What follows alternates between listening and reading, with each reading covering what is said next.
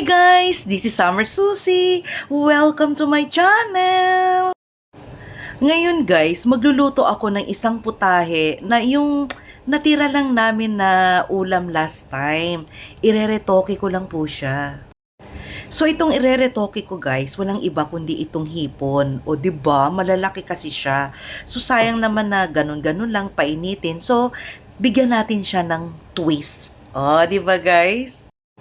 So itong putahe guys, hindi ko alam kung anong bigyan ko ng title ito or name of the recipe. Pero let's see at the end.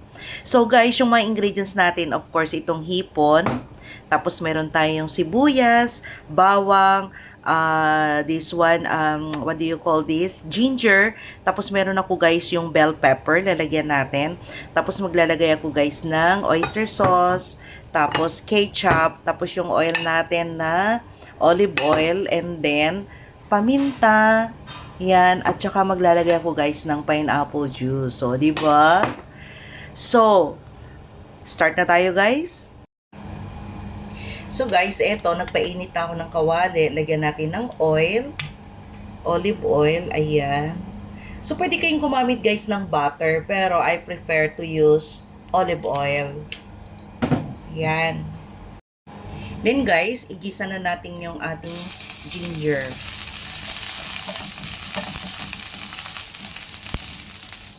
And then garlic.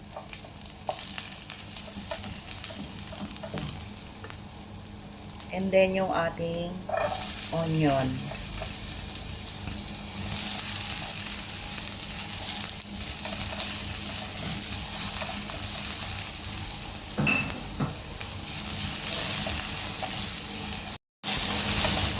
Ito, nag-brown na yung ating ingredient. So, ilalagay ko na guys yung ating pineapple juice.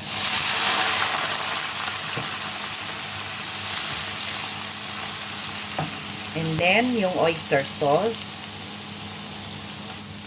Isang kutsara.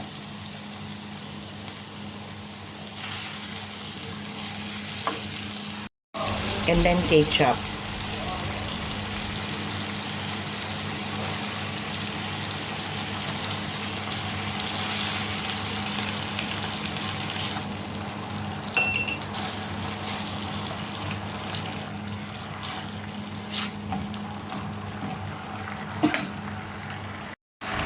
And then maglalagay ako ng konting sugar.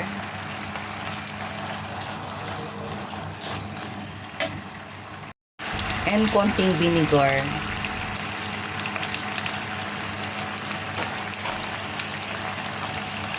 So, hayaan natin mag-evaporate yung ating suka. So, tikman natin.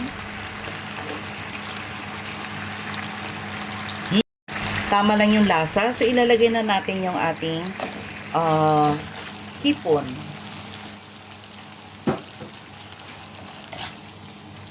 So, ganito lang siya ka-easy.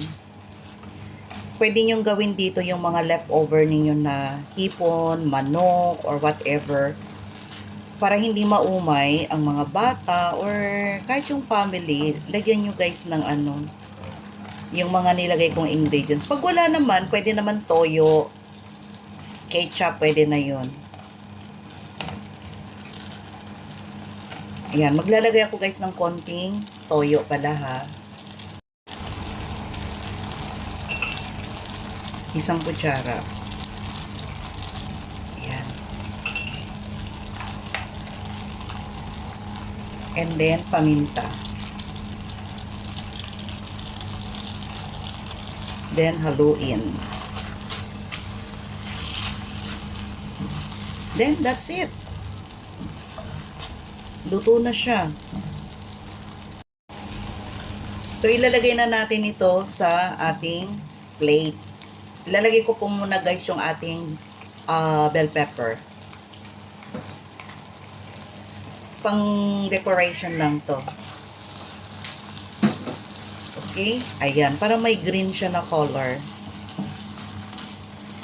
So, ipi-plating na natin ito. So guys, eto na ito guys, ginisang hipon with oyster sauce and ketchup. O, di ba guys? Napakasimple lang. So, ganitong gawin nyo guys sa mga natira nyong mga hipon. O, di ba? Lagyan nyo ng ibang twist para maiba naman yung putahe niya. So guys, ano pang hinintay nyo guys? Gayahin nyo na itong aking recipe.